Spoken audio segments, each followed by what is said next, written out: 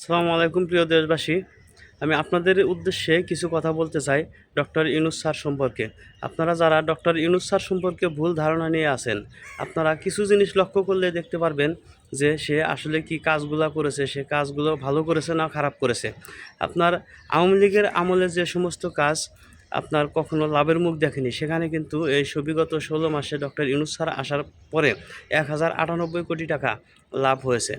এবং বন্দরে যারা আন্দোলন করছেন, দুর্নীতিবাজরা যারা দুর্নীতি করতে পারছেন না, তাদের দুর্নীতি চাঁদাবাজি বন্ধ হয়েছে। তাদের উদ্দেশ্যে বলছি, আপনারা আওয়ামী লীগের আমলে কিন্তু একটা জাহাজ খালি করতে সেখানে আপনার যেখানে ১৫ থেকে ২০ দিন সময় লাগতো, সেখানে কিন্তু এখন ২ দিনের ভিত্তিতে কিন্তু পূর্ণ খালাস করে দিয়ে চলে যাচ্ছে। এটা কি দেশের জন্য ভালো কাজ নয়? তাহলে আপনারা ইউনূস স্যারকে কেন ভুল বুঝে আছেন?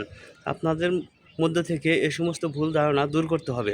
আপনার মেট্রো রেল থেকে দেখেন আওয়ামী লীগ সরকারের আমলে কোনো ঘাটতি ছাড়া লাভের মুখ দেখতে পারেনি। সেখানে কিন্তু আপনার ইউনূস স্যার আসার পরে কিন্তু ১৩৭ কোটি টাকা লাভ হয়েছে।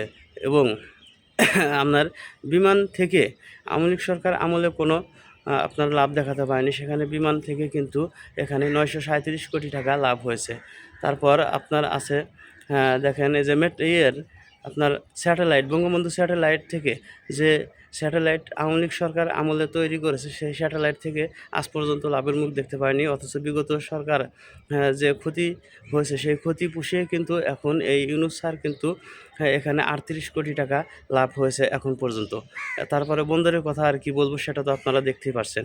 কিন্তু এটা শুধু দেশের গর্ব। ইউনূস স্যার হচ্ছে আমাদের দেশের গর্ব। কারণ ইউনূস স্যার যদি সরকারে থাকে তাহলে দেশের উন্নয়ন হতে বেশি দিন সময় লাগবে না, মালয়েশিয়া সিঙ্গাপুর পার হয়ে যাবে। আর যারা দুর্নীতিবাজ আছেন তারা সজাগ হয়ে যান।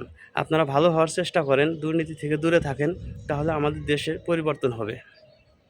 ধন্যবাদ সবাইকে।